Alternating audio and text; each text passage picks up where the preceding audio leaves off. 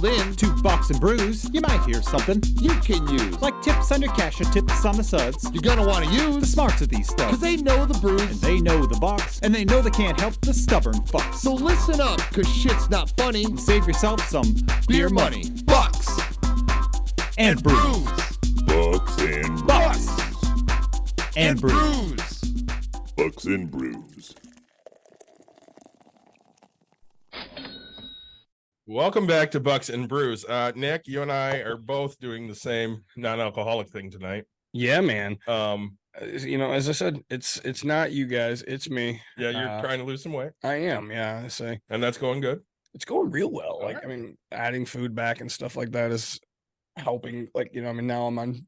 Everybody thinks it's weird, but now I'm on fruits and vegetables, Yeah. right? Like, originally I couldn't have that, and so I am doing a zero sugar, but it's still my favorite flavor, like glacial cherry, or I do the blue, right? Because that's what you should be doing when you're doing Gatorade. Yeah, so I Staying away from the carbs. I say a couple weeks I get to go carbs Yeah. back, and I'll come back with a beer for you guys, don't worry. I decided to go tea tonight because I'm wanting to keep all my wits about me. So yeah, this is gonna. It's funny because you and I kind of talked, and I was like, I think this is gonna be a great episode for Mike, Yeah. because of how you and I view things Oh yeah, differently. totally. And then I we'll love get it. into that. Before we get into that, say, Mr. Mike, the eye candy, thanks so much for joining us. What are you drinking, buddy?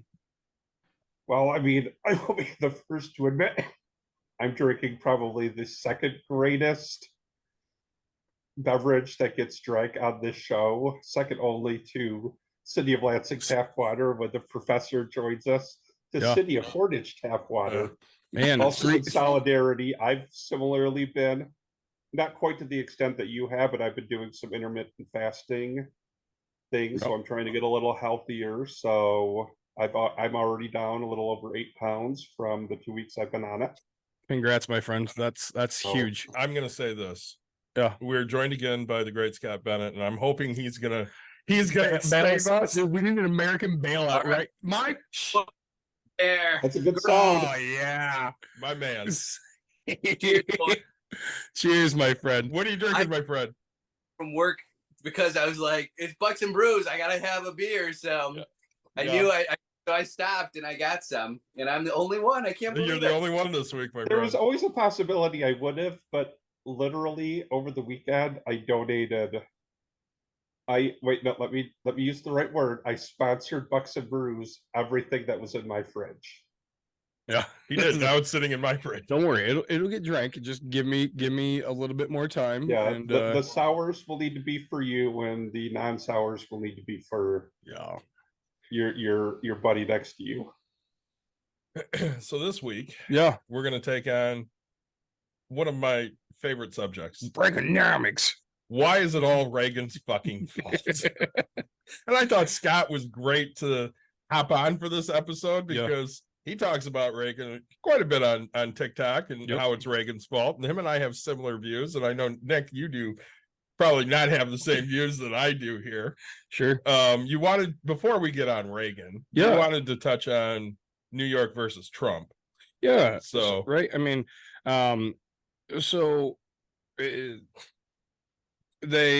Donald Trump is now getting in trouble currently for overvaluing his property, well, his net worth, right? Yep.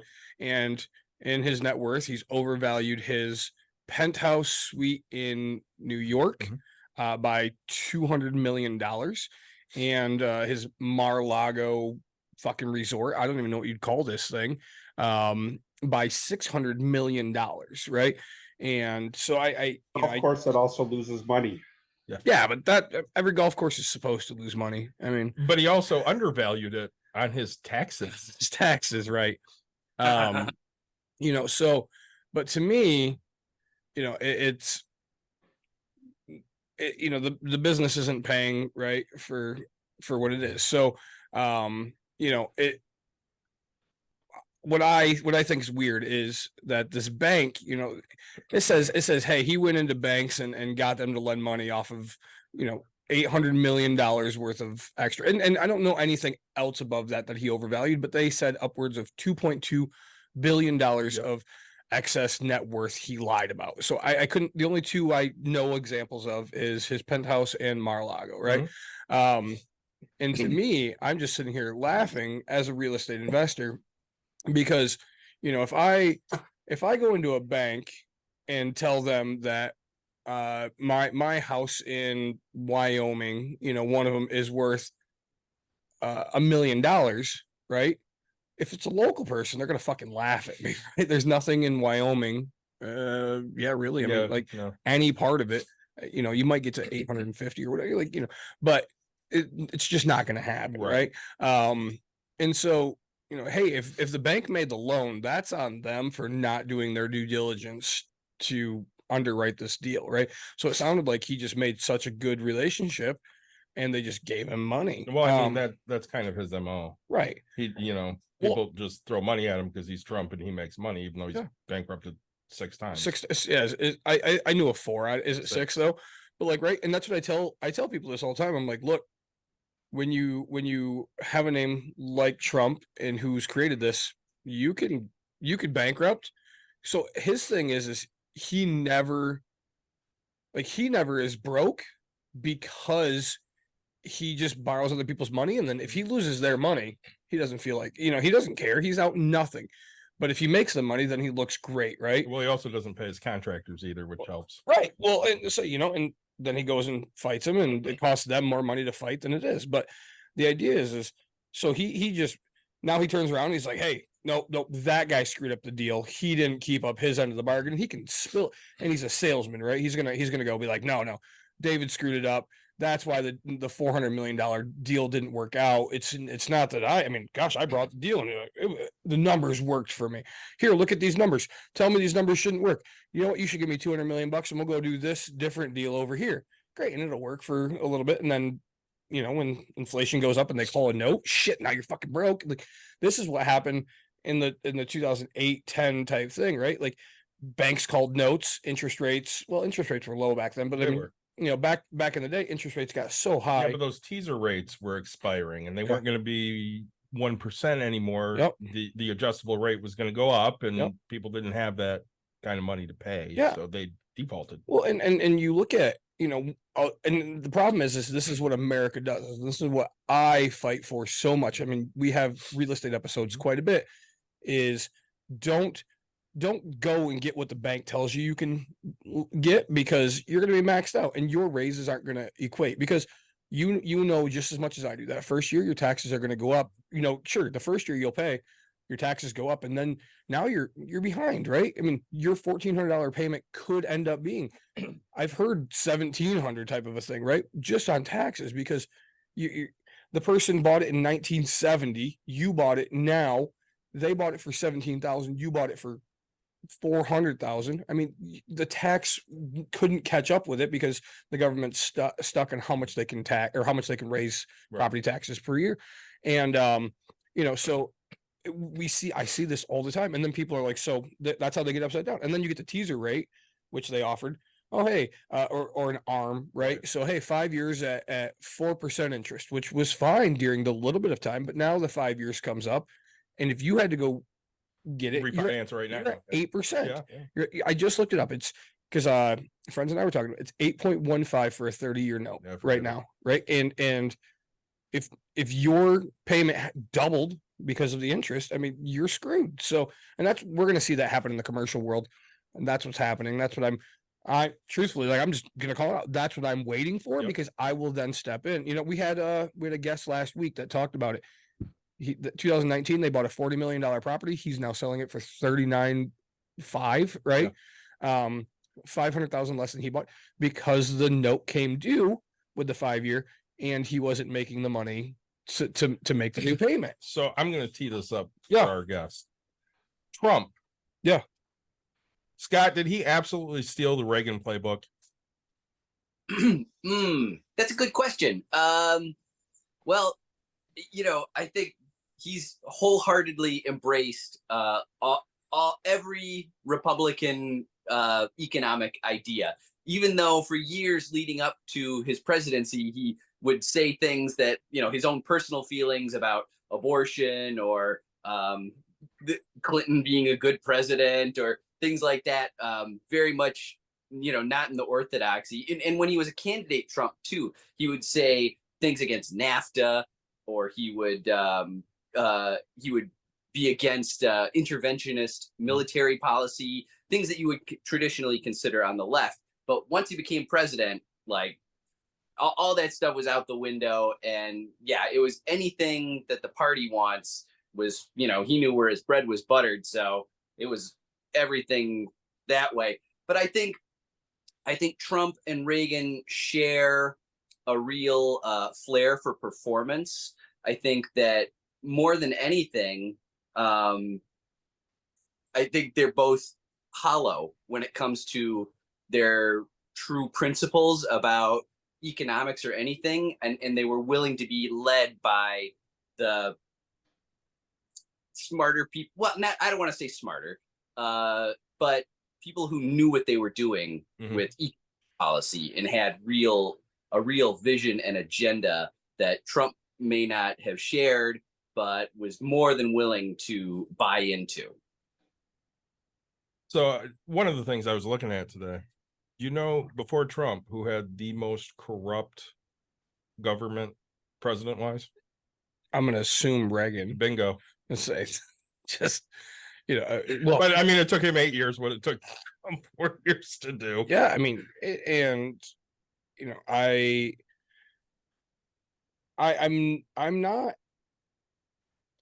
not mad at Trump for this whole lying about how much your shit's worth, right? I mean, I ask, I say, how much would you sell your car? Right? What do you value your car at, right? Oh, like me, if you ask me about my car, prime example, right? Yeah. I'm gonna tell you I would sell it for like $15,000. Okay, mind you, Kelly Blue Book in the condition this fucking piece of shit is in, like 1,500, right? You know what I'm saying? like, and right, that's the whole thing. Like, I have brand new tires on it, but like, really, I value my car. Nobody else in this world, except for that other crazy person that loves a purple fucking toaster, and so no bank would ever give the loan on it. No, it'd be a cat. So for these banks to give Trump the thing, I don't give a shit. Like they did it because of his name. 100%, right? And you asked me the question because you thought I was going to take the other side on this, and my answer was twofold. One, it's worth as much as somebody's willing to pay for it. So if you ask me what my house is worth, I think it's worth about $220, but really it's worth whatever somebody's willing to pay for it. Yeah. Right now in this market, it's probably worth closer to $300. Let's say, actually, I think it's probably closer to $180, but again, it's worth what somebody's willing to pay. Yep. Two, is it Trump's fault? Not necessarily. It's the bank's fault for not verifying. It's the government's fault for not auditing him. Did he lie? Yeah, absolutely lied, but he lies. That's what he does. Right. So, I mean, you say, other thought, Trump's net worth. I read, I think it was David K. Johnston was writing articles about this like 10 years ago before Trump was president. And he was saying that Trump wasn't even worth $1 billion, that like his net worth, he called himself a billionaire, but if you actually went in and looked at his finances, it wasn't even close. Now, I don't know if that's changed since then. I mean, a lot's changed since then, but I think that's a really interesting point when we're, talking about overvaluing properties by hundreds of millions of dollars. What does the forensic analysis say about his actual net worth? Part of Trump's appeal has always been that I'm this brilliant businessman and I'm worth so much money. You guys mentioned all those bankruptcies. I mean, yeah, I don't. And that's the thing that kind of gets me is I tell people this all the time, right? They're like, "Oh, how much do you own? Whatever." Oh, and sure, there's an arrogance level when I find the right person. Yeah, cool. I'm a millionaire, but I also, having a normal conversation like this, I tell people, sure, I have a few $1 million net, but like I know that if the market crashes and goes away, I mean, I could be worth, I almost guaranteed like $500,000. Like, you know what I'm saying? Like, so I know that everything could just go, back to really, really low. And if I'd have to do the math, I don't know if, but let's say it's 2010 when I first started and everything went back to that price. It'd be I'd have one versus, 10 million or whatever the Right. heck it might be, whatever, and so Trump, sure, at one point, sure, you're worth, no, you have $1 billion in real estate, that's last episode syndication. It's what I hate about syndicators, right? I own 400 units. No, the fuck you don't. No. You own 1% of 400 units, right? Like you're 1% of the deal. But these guys, they walk around and they go, "Oh yeah, I own 1,200 units." No. Your partner, your 1% partner on 12. So you own 12 units. Like again, it's not about bragging to me type thing. It's just, hey, okay. And that's what I tell people all the time in this real estate world. Like, so Trump, I mean, he doesn't own all of this stuff. Like that's the thing that people need to understand, right? Trump is a syndicator in that type of a sense where he gets a bunch of people's money, whether it's banks, whether it's people, they go build it. Trump Tower. Trump doesn't own Trump Tower. His name's on it because he's, built his name very well or not well, whatever. The people that support him do it. But there's so many partners in that. Like he's shady enough. He probably owns 70-30. So he owns 30% or 70% of it type thing. But like there's so many other people that are in this thing. And when he buys it. So just really, really quick to make this easy for people. If you're going to go buy a building, most common, quick. Let's say you're spending $1 million on a building. All you need to do is put $250,000 down. And now you have a building worth $1 million. And most people will go, oh yeah, I have $1 million building. Sure, you have the building, but you still owe $750,000. Nobody tells you what their debt is, right? And so when people ask me, oh, what do you have? And like I tell people, look, my debt to income currently for my properties, I'm down to 32%, right? So I own 68% of my buildings. Yeah. I still have debt on all of them. So, and again, out of that 25%, right? So if Trump is a 5% partner, sure, he owns 5% of it. And then, when the equity pays off, it'll be worth a shit ton. It just takes years to pay it off. So just so that people know kind of how this really works is, no one person there's some, but like no one person owns any buildings because they always have money from somewhere else. That pooling big rich people money.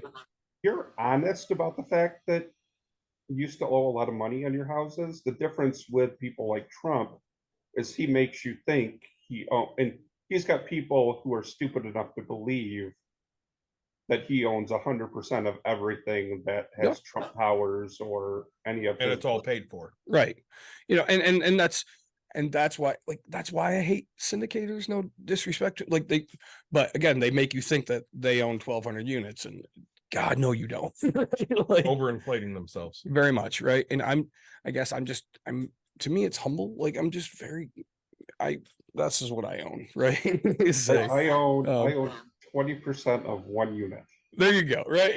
So, all right. So Reagan, your favorite fucking president of all time. All time. God knows I wasn't around for this time frame. You were around for a year. A year. Yeah. Yeah. Well, you were born in 87. 88. So I was around for 3 months. July, August, September, October, right? Yeah. No, November. So officially you'd have to go into January. He doesn't officially stop being president until January. Yeah. So, yep. So 6 months. Good job. Scott Michael, I know a little better. He had 8 years of Bush as his VP. So really you dealt with 4 years of Bush just being a puppet of Reagan anyway. Really, truly, yes. It was like 12 long years. Yeah. And again, I mean, we can get into this. I still don't know how the fuck he beat Mondale so bad. Was Mondale really that bad? Because I don't really remember that election in 84. Yes. I actually wrote about that a little bit. I don't know if I've put it out yet, but during the campaign in 84, Mondale said, well, with all these deficits, Reagan is going to raise your taxes, but he's not going to tell you that he's going to raise your taxes. I'm going to tell you that I'm going to raise your taxes. And it was like the worst campaign strategy. If that tells you anything, don't be honest in politics. I want to be president so I can raise your taxes. And everybody's like, fuck that. Yeah. I learned something new that I never knew before. Bush did the read my lips, no new taxes. And he raised them too. Yep. No, I think the biggest thing, especially with Mondale, other than the fact that he was being honest, and you see it now that it's taken basically the better part of 20 years to do it, or no, 30 years to do it. He put Ferraro in there as his running mate. Yeah. And I don't think at that point the country was willing to have a female at that level of government.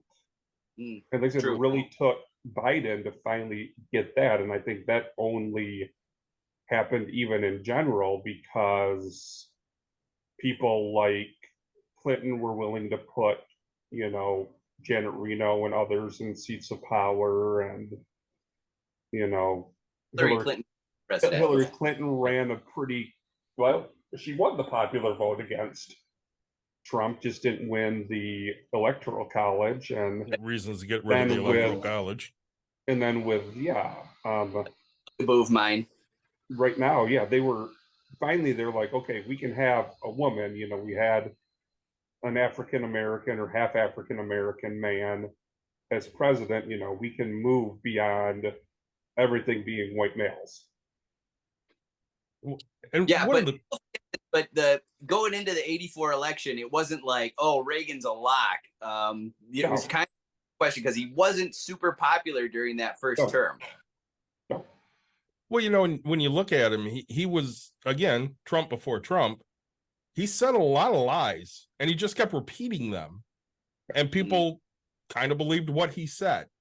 So one of the things I loved was he hammered Carter on having a $50 billion deficit. Sure. You want to know what Reagan's deficit was when he left office? Oh, I'm going to guess real quick. Let's do it. I'm going to say probably hit trillion. 150 billion? 200 billion. 200 billion. Yeah. Really? Yeah.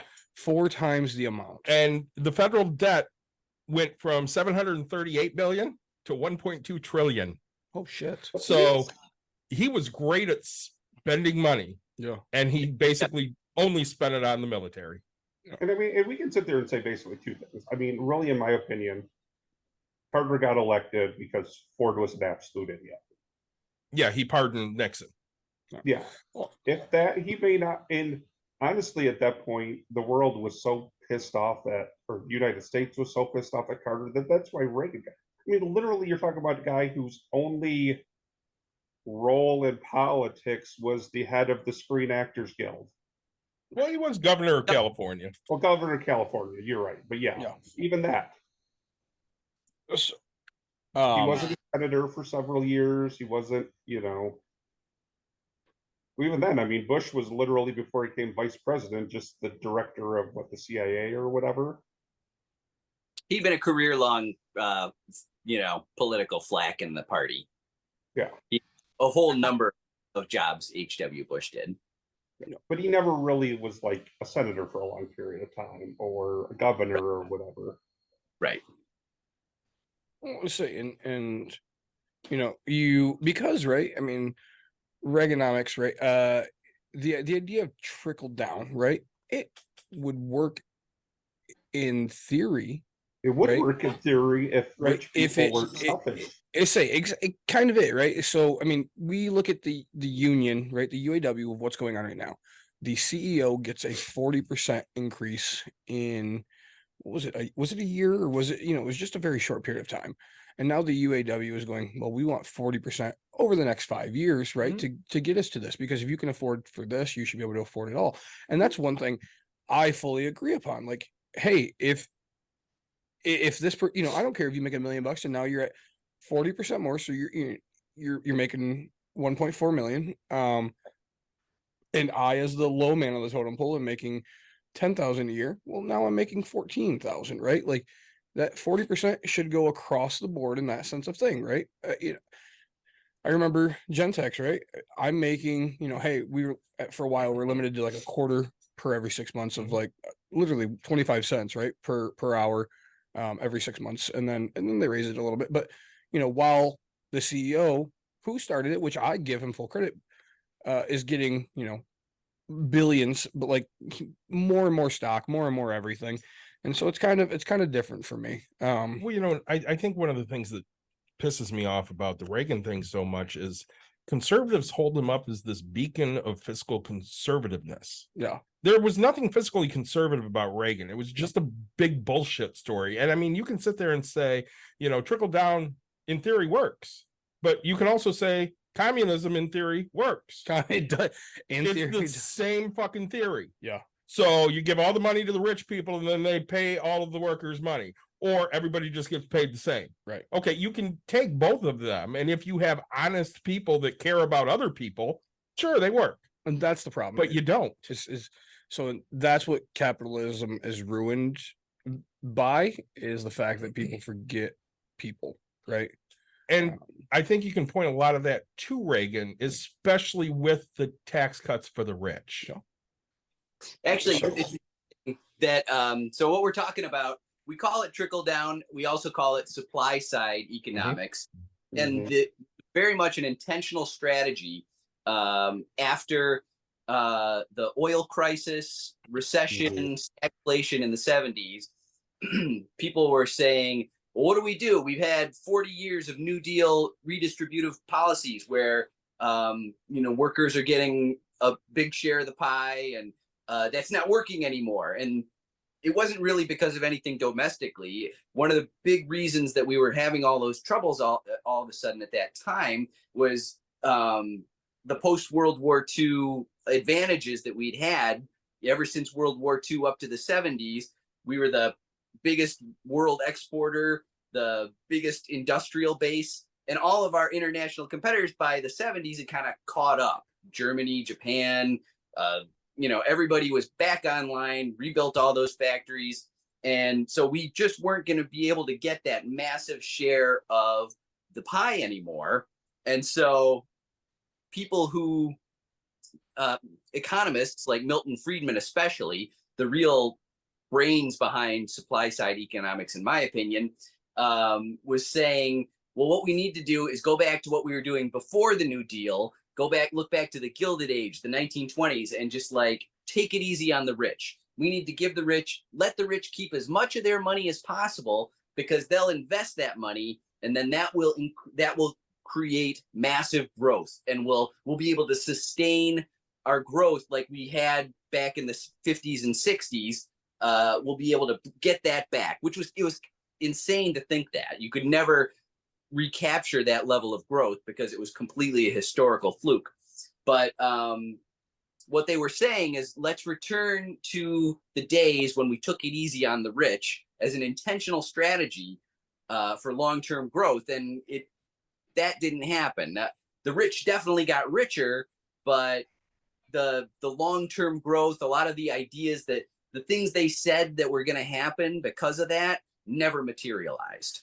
And that, in all those same policies, are the reason we have massive inequality today, where you have CEOs that are making 1,000 times, what's the average for the top 350 companies is 377 times what their average salary worker is making. So there's 365 days a year. They're making more than the average worker's salary every day of the year. Well, you talk about they did that and they modeled it off the 20s, but did it really work in the 1920s? Because we all know what happened at the tail end of the 1920s. Right. Well, it was the 1920s were an absolute heyday for the rich, and the rich are the ones who were behind. They're the ones behind the Republican Party, especially, and ones behind these economists saying, yeah, we should go back and take charge again and put these old policies back in place because we don't want to share with the workers anymore. At that point, I mean, and we've talked about it, I think, in some of the ones where we've had, like, David Seawick and others on there. And, officially, 150-ish plus years ago, the Republicans were truly the party of the people. Like, they were the ones who really wanted slavery to be abolished. Like, they were really the party of the common man in the Democrat. And it was probably right around the time you're talking about, in the 20s or whatever, that it almost like flipped the switch. Probably post World War I. I think you go back into the late 1800s. Actually, that was really when things were starting to shift, and the Republican Party was starting to see a lot of pushback because of their policies about Reconstruction and stuff, and realized, if we can get, they refocused back then onto a more pro-rich kind of mentality. Yeah, and when we look at some of the things we're dealing with today, because Nick, you brought up the UAW. Yeah. So one of the first things Reagan did was fire all the air traffic controllers. Of course. Because they went on strike, and not legal for a government employee to go on strike. Yep. So he fired all of them and barred them from working for the government ever again, which once that happened, other companies were like, well, shit, he doesn't care about unions. Let's start busting them. Yeah. And sorry, I was doing some quick research. The poverty line technically is $16,990 for one right now. Yeah. Yep. And if you make $7.25, which is the minimum wage in 20 states, I don't know about everybody. That's the federal minimum wage. Yeah, I say. And that's $15,000, right? Yeah. And there's minimum wage is below the poverty line. Yeah, which is When absolutely it was insane to me. created, it was intended to be a living wage. Yeah, and so we talk about the difference in, you said 337 times more than the average worker is what the CEOs are making. 177. The CEOs of the top 350 companies make on average 377 times their average salary worker. That is absolutely freaking insane. So I mean, on the minimum wage, right? So if you're only making, that's $5 million. And again, when you and I talk about these things, you are always on the side of the rich person, very much, and not really looking at what that constitutes. Because if you sat there and said, oh, he's making $5 million, he's cool, he can pay everybody $7.25 an hour, you'd be like, that's bullshit. They should get more than $7.25 an hour. You can't live on that. Say my issue is choice, right? So again, I think that you have the choice to go do this. Okay, so when you look at Walmart and how much negative is talked about them, and right, they are. So it's funny because I love the business of Walmart. Mm-hmm. I think they're pieces of shit, right? Mm-hmm. So again, which is why I have moral dilemmas and things, right? Because again, very fiscally conservative, also, right? Socially liberal, right?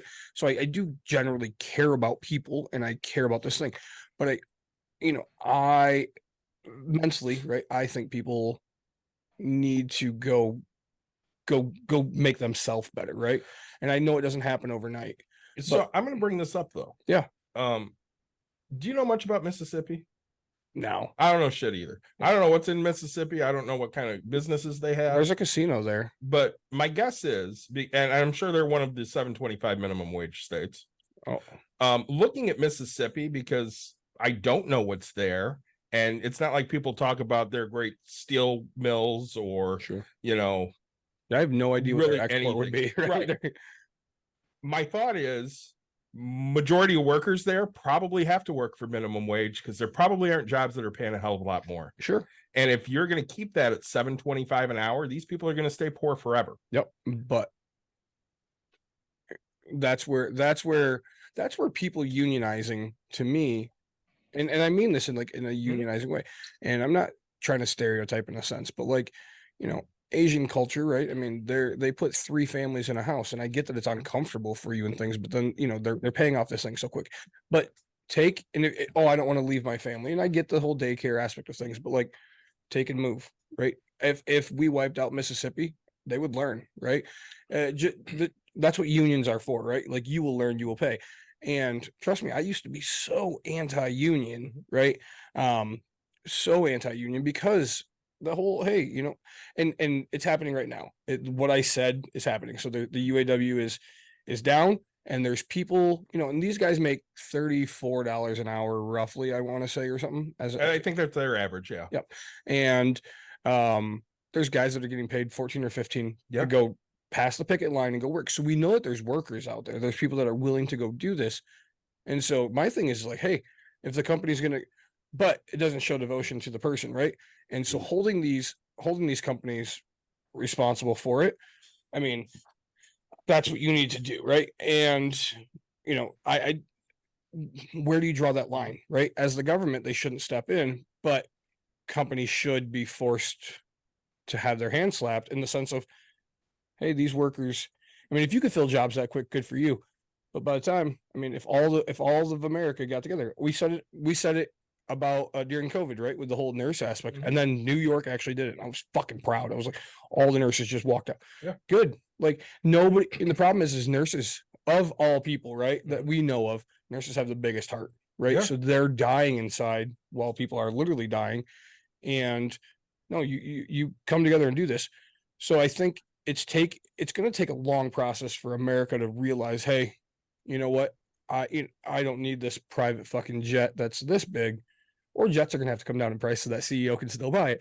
But I don't care how much somebody gets paid, as long as everybody's making it. Well, I mean, we're diverting a little because that's what we do. But I look at a lot of Scott's TikToks. Yeah, and that's one of the things he talks about a lot on his TikToks is how is this issue that we have relatable to people? Sure. Because that's the disconnect in this country. People will say things, but they don't really know how it really relates to them. And then they pick up buzzwords, but they don't really know how those relate to them. And they don't really gain that understanding. And you've said it a million times. You're not real book smart. Oh gosh, no. You aren't real great at reading. No. But you know how to learn. Very much. So I think that even though there's a lot of bad with social media, there's a lot of good with it too. You can sit there and listen to a 3-minute video from Scott and pick up a whole host of knowledge from this that helps you make a better informed decision when it comes to a job or voting for a politician or all of these other things. Yeah. I'm gonna let Scott talk now because I just talked about how great he is. Thank you. I appreciate those kind words very much, David. And I think Nick and David, you both brought up unions, and that is so important, I think, in this discussion about inequality and people being able to make it.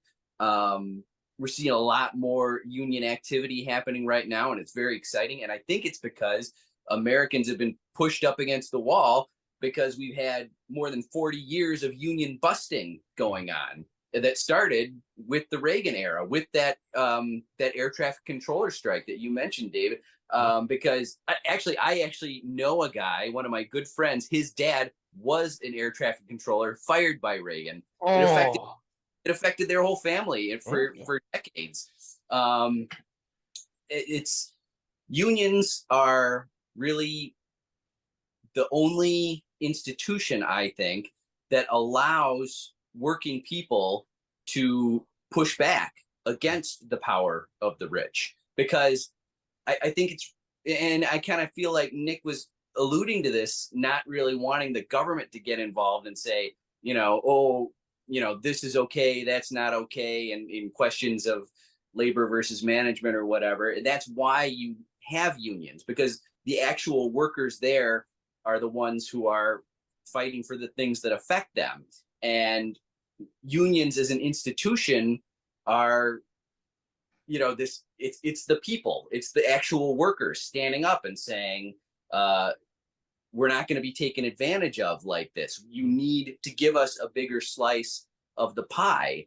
And if you look at the 40 years before Reagan, there was massive union agitation during the Depression and during the war. And after the war, that was the peak union membership levels in America. And it was also the time that was called the golden age of capitalism in America, because workers were getting paid more, a larger slice of the pie than they'd ever gotten in history. And that was powering the entire American economy because lots of people had money in pocket to spend. And that consumer spending makes up 70% of our nation's economy. So when you put money in the hands of people, they spend it. And when we don't have money, we're stuck at home. I hear from commenters on my videos all the time, like, I don't have any money. All I can spend money is on groceries. I got nothing left over after groceries. And everything's going insane right now. All the prices are going up. Reflation, I think. It's these corporations are just profit taking. And unions are a really proven way in American history that workers can say, no, we're not gonna accept this. We're not gonna accept a $7.25 minimum wage. Nobody can live off of $15,000 a year.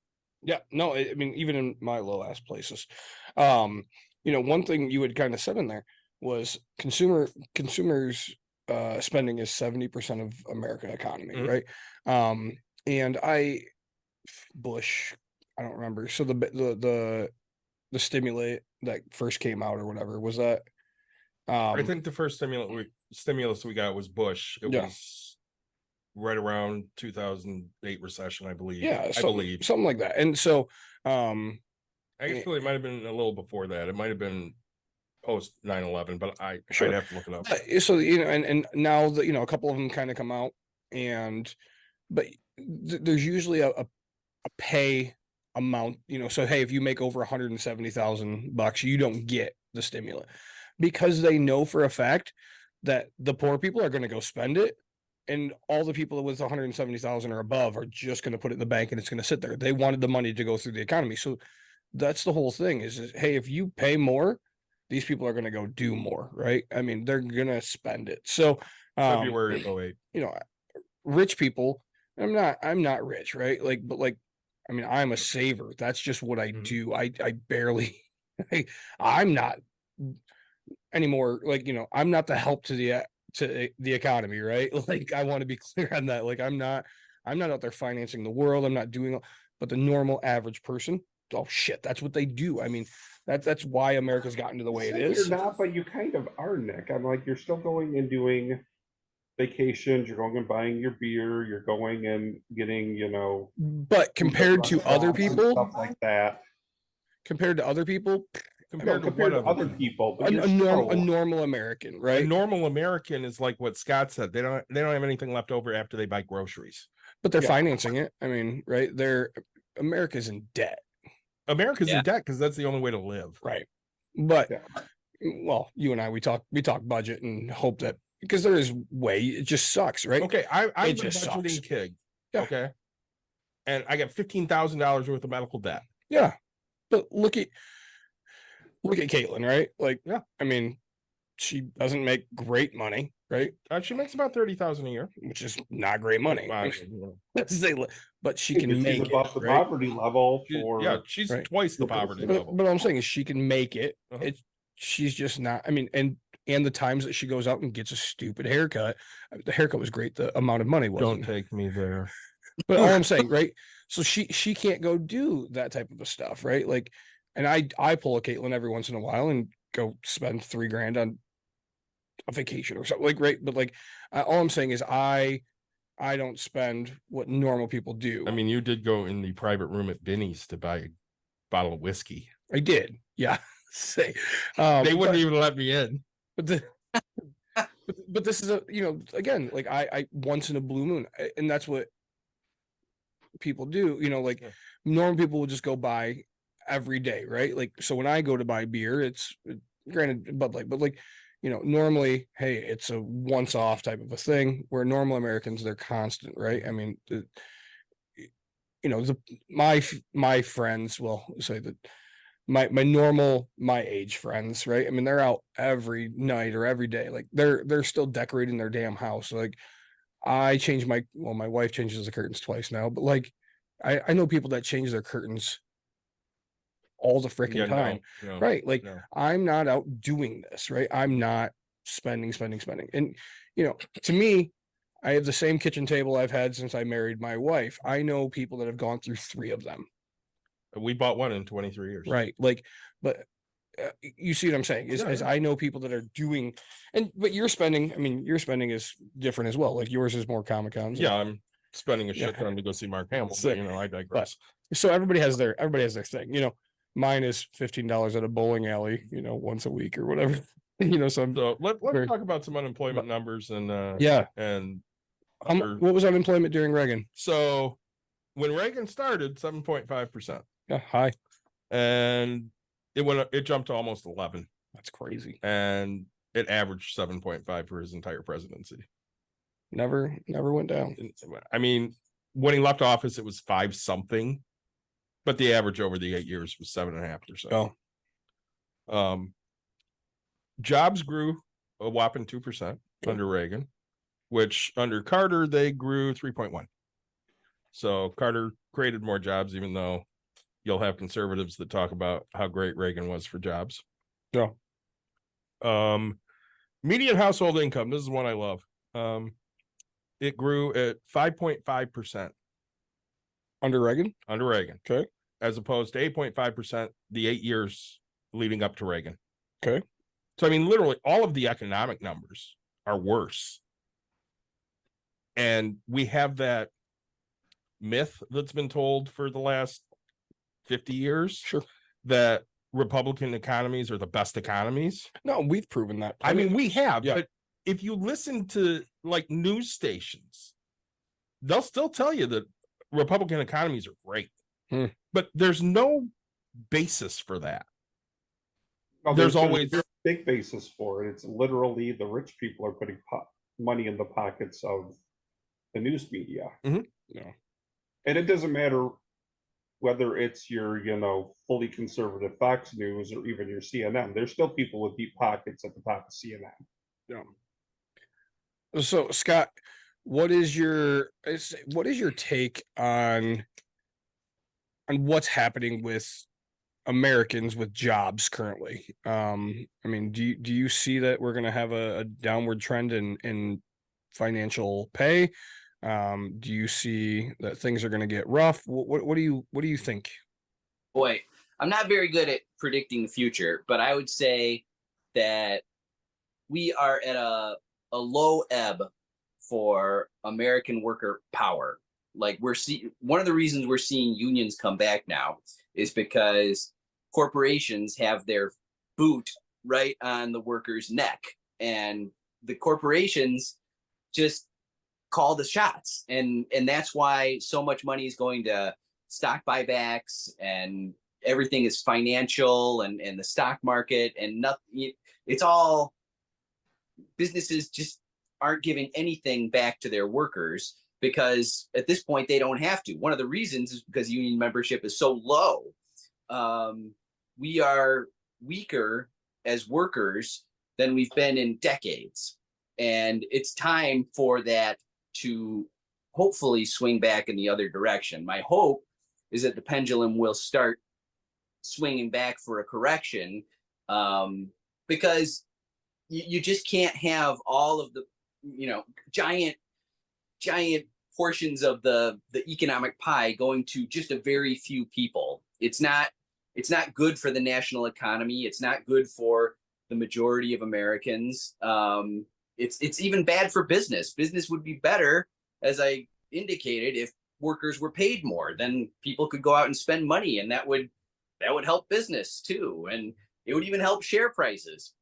But this philosophy, this supply side philosophy, even though we're 40 years removed from Reagan, these policies have just calcified and solidified. And Reagan was, well, actually it was Jimmy Carter was the first one to cut taxes on the rich, but then Reagan did it even more and just slashed tax rates on the rich down to the lowest levels they had been in eons. And that's one of the reasons that things are so bad, is because we let rich people keep so much of the money. And then on top of that, on top of not taxing the rich, we borrow from them, because our federal deficit, whatever money we can't cover for federal spending, goes to, we sell treasury notes to cover that, right? So it becomes debt. So who buys that? The majority of that is domestic, and it's bought by rich people. So instead of taxing the rich, we're borrowing from them, and we're paying them interest on that money. So it's really out of whack, and the power balance is completely out of whack. the people running these companies are just running roughshod over workers, and with cost of everything going up so high, and people can't make ends meet, and I know everybody's feeling the pinch. I just don't see how sustainable this is in the long term. No. Well, I would say in the long term, it's just not sustainable. I mean, there has to be some kind of change made, because people out there don't have enough money to do the things they want to do. I mean, you look at, I'm going to say kids nowadays. So basically younger millennials like my daughter and the older Gen Z that, is now graduated high school. They're all looking around going, I can't afford to buy a house ever. It's just never going to happen. I'll get a house when my parent dies, if they have one. And if not, I'll just never have a house, because that is such a foreign thought to them, because they don't have the money and they don't have a path to getting that money.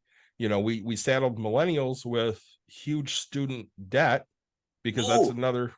Go ahead, Scott. I'm sorry to interrupt you, David. No, go ahead. I heard this recently.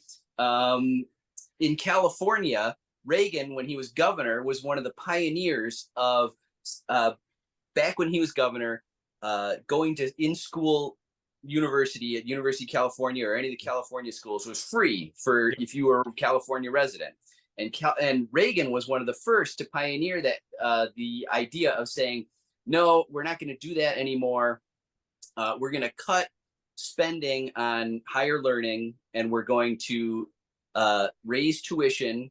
And if you want to go to school, you're going to have to take out loans. So this whole idea of taking out massive loans to pay for school started with Reagan. Now, he wasn't the one who came up with the idea, and it's actually ideologically motivated, because people with money, smart people with money, were starting to say, ugh, maybe it's not good to have all these working class kids getting these really good college educations for free, because they're gonna want more, a bigger slice of the pie, like we're talking about, after they've been educated. And so this was part of that idea, is, okay, well, let's load them up with debt. And so now here we are, 50 years removed from that happening in California, and we see the results of that. Sorry to interrupt. No, it's perfect. I mean, it's perfect. I think that honestly leads into where we're sitting at today. So they basically corrupted higher education. And now you can see what's happening with school boards across the country, that they're corrupting now primary and secondary education, trying to, when we had Betsy DeVos as the education secretary, trying to push people towards charter or private institutions, which, again, this is to control information that's given to people, because we want obedient workers. We don't want educated people making educated decisions. And I just say, my wife and I fight about this all the time, because my wife is a worker, right?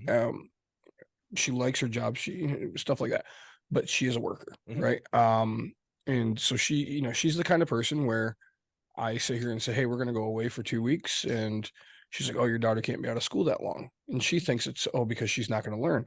And my kid will learn more, in my opinion, being on vacation with me, right? I mean, when we drive down the road, my daughter constantly, hey, ask me math questions, stuff like that. And so she works on it. But like, she reads, she does all this stuff. Yes, she's not learning in a normal way, but now she gets to see more of the world, right? And she gets to understand. And I tell her, I was like, look, school is so, if you look at school comparison to a job, they literally gear you from day one to be an employee, right? The school says, hey, you're only allowed 14 days of sick time. And then we have to contact your parents or whatever, and then you get 21 or whatever it is until we have to contact law enforcement or whatever it is, right? And you get this. And so they literally, like, they're setting you up for, hey, this is what you can get. This is, no more, no less. It starts at 8:15 or whatever the hell time it is, 8:30 in the morning. If you're late, you get a point. if you're late at work, you get a point, right? And a point leads to, a day off, and then, oh, well, we can kick you out of school for this type of a thing, And so, oh, lunchtime is this time, it's for 30 minutes. This is what you get. They have such a structure where it's literally structured like a factory, right? You are a sheep that walks in. And what are they teaching there? They're teaching memorization skills. Oh, they're not teaching critical thinking. Yeah. Right. Definitely not critical thinking. But another thing is following the rules and following authority. You got to listen to the teacher. You got to listen to the principal. Like you were saying, Nick, you got to show up on time. You got to do what you're told. That's a big part of the American educational system. Oh, and and to me, it's 6 and 7-year-olds true critical thinking. I mean, they just don't have the cognitive development at that point, regardless of what you might like. I fully agree there needs to be changes to it, but like we've had the conversation here before. Yeah, but these kids, learning about diversity, equity, and inclusion are not learning critical race theory. Right. They're literally learning just to be acceptant of other people around them. But even in high school, we don't teach critical thinking. I mean, there is no critical thinking. No, but at that point they could. Right. But I'm not saying to teach it to Nick's daughter, who's 8. 8, right? But and that's so I had a friend of mine, realtor, who we were talking, and his dad was not a religious person. But his mom was, and he actually went to a Christian school, and he looked at his dad and he goes, but and he's a really religious guy, and they were involved. And so he looked at his dad and he goes, why? And he goes, well, because I thought it was I think it's a better education. I thought it was a better education. I stand behind that, and that's great. And he goes, the difference is between us, he goes, when you send your kids to a Christian school, they forget, they think that the school is going to teach them about God, but their parents are out doing messed up shit and setting horrible examples because they figured that that's the school's responsibility is to teach them that you learn by watching, you learn by doing. And so that to me is a huge thing. Hey, like these teachers, they don't get paid enough. I bless their heart for the crap they have to put up with. Because they're getting paid worse than public school teachers are, right? Yeah. But say any teacher. And so I look at it and say, hey, lead by example, do this, these things need to happen. Right.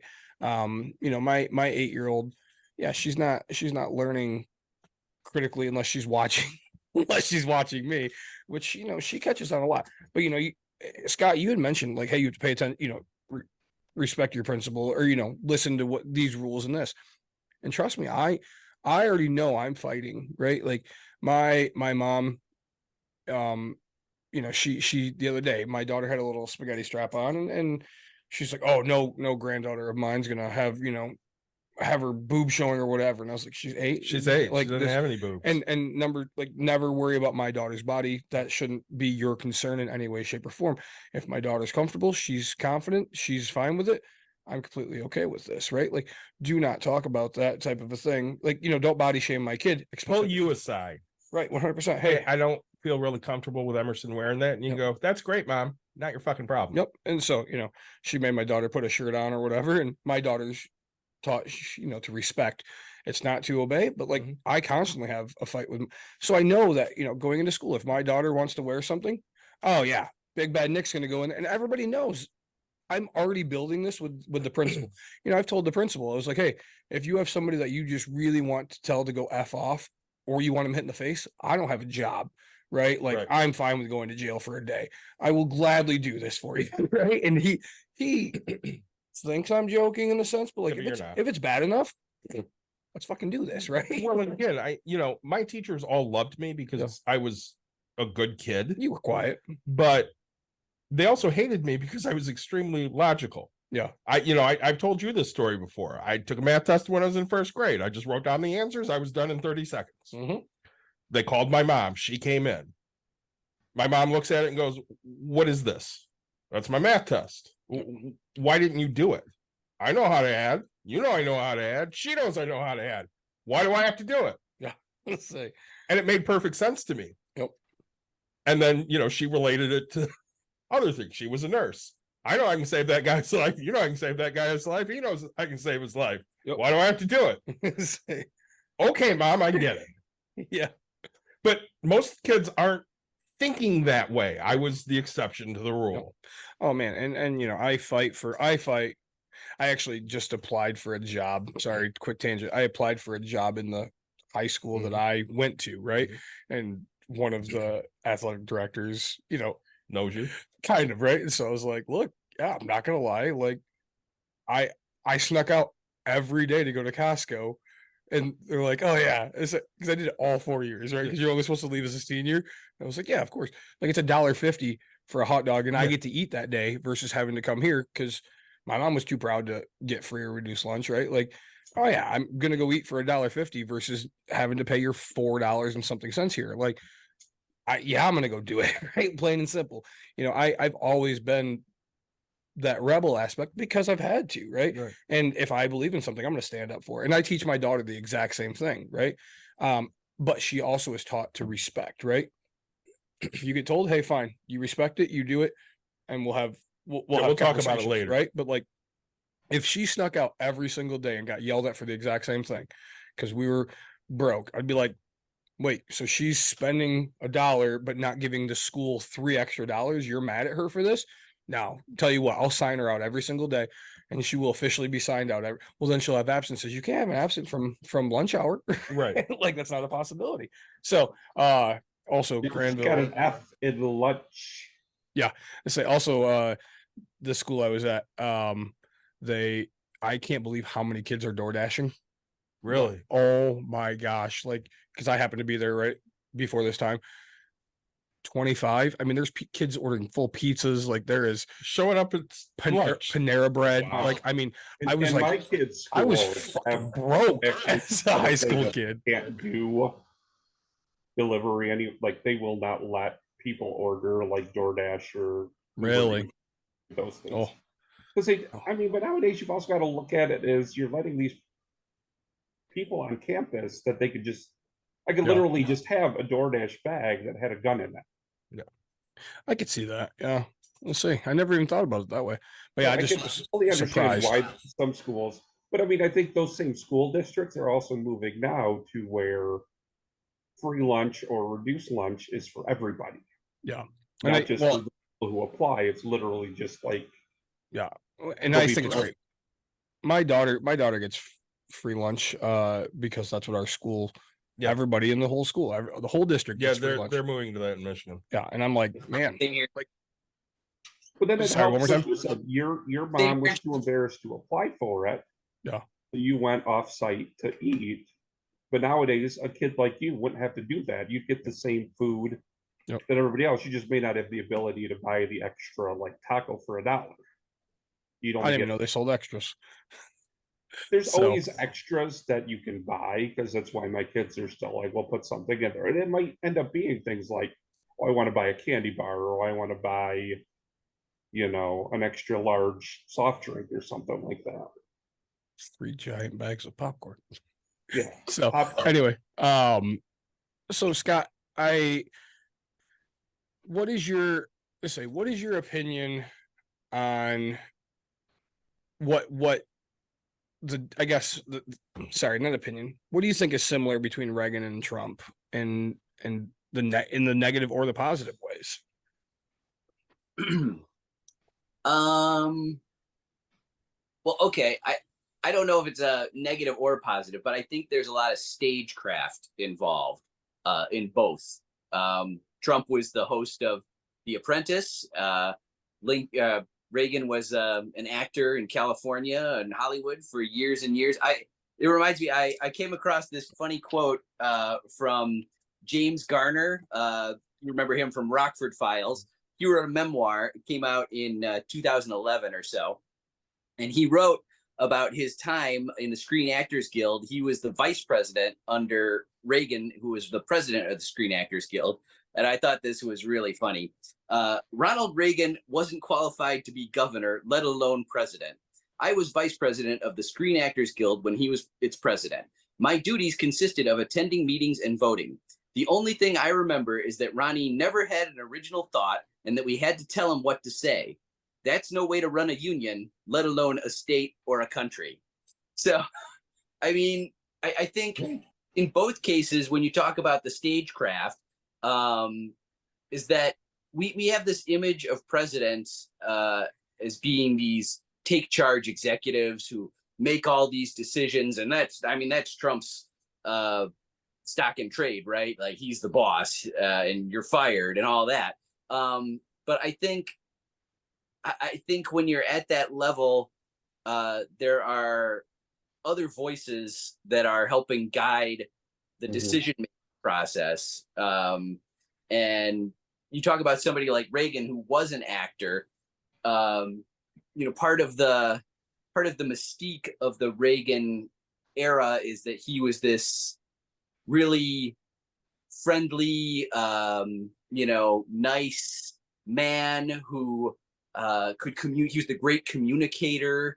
But I think there were people like Donald Rumsfeld and Dick Cheney and these hardcore Republican movement guys who were really guiding him and moving the needle about the kind of policies.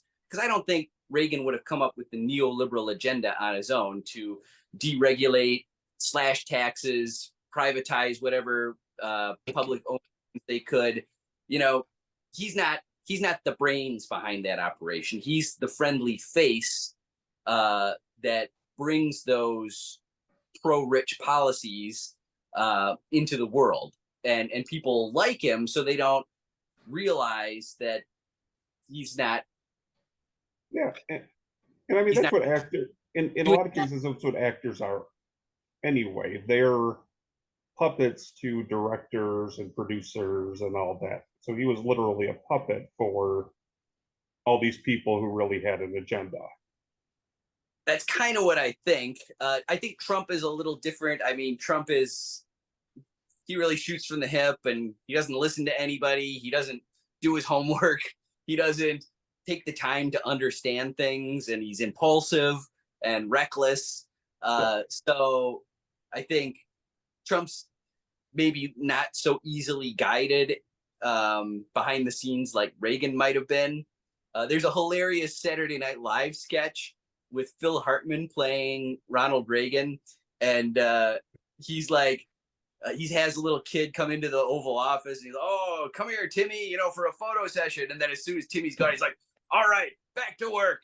This Iran-Contra thing. What are we doing? We're selling these weapons to the Iranians. We're exchanging them for hostages." And, it was hilarious because it makes fun of this whole idea that Reagan was actually making all these important decisions behind the scenes. And it seems kind of ridiculous when you see it like that he was like really kicking ass behind the scenes. And I don't think he was. I think he was checked out. I think he was something that was suitable for the, that the public liked, that could be like the spoonful of sugar that would help all these really pro-rich policies go down.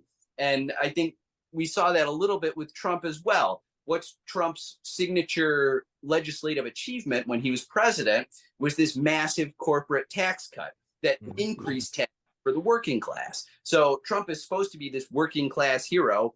He's supposed to be one of the great presidents who has this ability to connect with the American working class. And the one thing that he did when he was president was, stick it to them with the taxes. So, and I think, but officially he hasn't stuck it to them yet, because the tax breaks that they got along with that are about to end. Right. So they're really not sticking it to the workers until he would have been out of office or near out of office at the end of a perfect design. Anyway, yeah. No, and that's exactly it, right? So like, I think that most Americans are oblivious to, because I remember when I was working, I remember when I was working, people are like, "Oh man, I have an extra $20 in my paycheck. I have an extra $20 in my paycheck." And I was like, yeah, but it's going to end, and Gentex will continue to get that $20. Like, they're going to get 200 million every year. Yours, no, it's $20 in my paycheck. And I was like, Yeah, they don't understand. They're just you ignorant to it. really, you have no idea what's going on here. Like, sure, you're not going to pay that much in taxes for a very short period of time, but let me know when you're pissed off in a couple of years, right? But problem is America gets used to it, and then they're just like, this is what it is. Well, and Scott said it was the perfect design. 100%. It was set up so that when he was out of office, they could blame somebody else, which in turn right now is going to be Biden. Oh yeah, Biden did it. He raised my taxes. Yep. Scott brought up a great point. So he was talking about Reagan and how people see him. Yep. So I remember I took a vacation to DC in '87. And they had all this fucking Reagan merchandise around calling him Ronbo as a takeoff of Rambo. Oh, and literally, just like the Trump Stallone Rocky shit, they put fucking Reagan's head on Stallone's body as though he was fucking Rambo. Okay. And people laud him as this really tough guy on terrorism and other countries and shit. So let's just talk for a minute about all of the other countries he fucked up and the ways he fucked them up. So nice transition. Back to my notes. Scott brought up Iran-Contra, which we traded weapons for hostages. Yep. Because he was so hard on, the brown people. Yeah. He also sold weapons to Saddam. At the same time, he was sending weapons to Iran, and they were both fighting each other. So Iraq and Iran were fighting, and he was supplying both with weapons. He armed bin Laden with the freedom fighters in Afghanistan, which led to the creation of Al Qaeda. He attacked Grenada to help. Grenada, literally a tiny little island. Yeah, to help people think that he was tough on something. I think that war was 12 hours. We give. Is he also president during the Nicaragua thing where they just blasted Van Halen outside of Noriega's? Well, he liked Noriega, and then he didn't. Right. Noriega was a CIA, very friendly with the CIA before they decided they didn't want him anymore. Back during the hostage crisis, before Reagan was elected, I'm pretty sure that there's evidence that Reagan tried to make a deal with the Iranians. Well, he must have, because I think it was the day he was sworn in, the hostages were released, and it was like, and so Reagan could take credit for it. So they were actually kept there longer, purely for it sucks, but it's that's, I mean, and that it's funny because before Trump was president, I liked Trump, right? Because I loved the hell's that show he was on? You mentioned The Apprentice. I think it's a great show. But and it's funny because before I even know show, like all 7 seasons it was on. Yeah, which is fine. So was every reality show in general. Yeah, I say the business idea, like, as I love business, I strictly just do. But I even told people business that he started that he put like somebody in charge of from that show, if any of them are actually still. Oh, I doubt it. And so, but I told people, I was like, look, never should an actor be portrayed as, or be in this government aspect unless you have, like, government background. Arnold, I don't think should have done it. Jesse the Body Ventura, right? I don't even know what he, how good he did. It's Jesse the Mind Ventura. Get it right. Sure. But like, it just, to me, no, if you're in that industry, there's no possibility I'm going to trust take you. them seriously. Right? For me, 100%, right? Like, because I know that this is what you do, right? Like, you could be tough, you could be fake, you could be anything you want, because that's what media. Yeah, that's what your job is. Yep. Literally pretending to be other people. Yep. So, I'm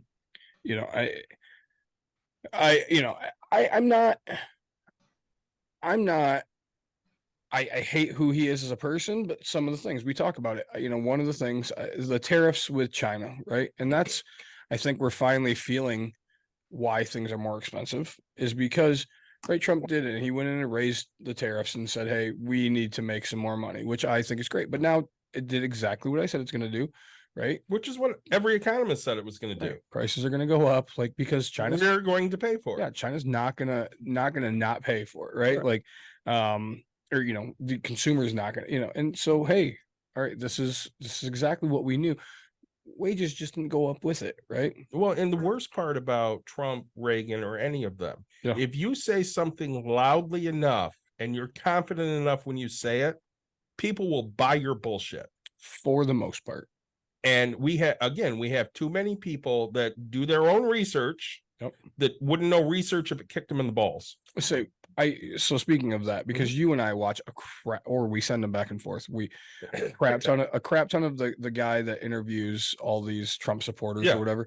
And my favorites are the people that are like, I don't want my kid to go in and learn about this type of stuff and inappropriate things. And then it's the guy wearing the,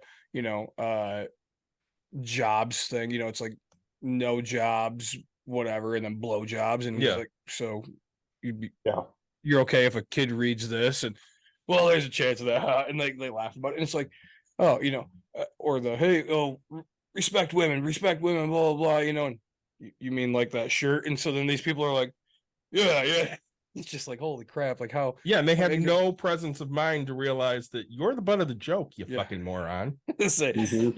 So that's again, I always go back to when I'm doing something, I want to come from an educated position. If I don't feel educated, I'm probably not going to say a lot because I don't want somebody to go, that guy's a fucking idiot.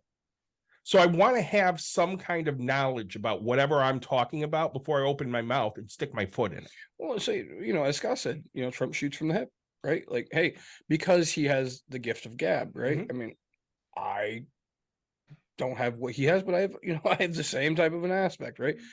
Fake it till you make it kind of a thing. And Trump is fine with it because he has so many people that have his back, and it just blows my mind.